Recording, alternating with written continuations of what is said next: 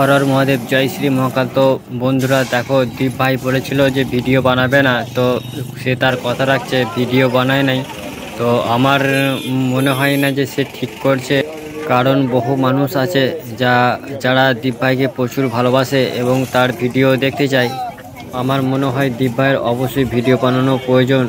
দীপ ভাই ভিডিও না বানালে হয়তো বহু মানুষের ভালোবাসা থেকে অনেকটা দূরে থাকবে। সবার কি মতামত কমেন্টে অবশ্যই জানিয়ে যাবে। দীপ ভাই এখন মির্জাপুর পেরিয়ে পড়েছে।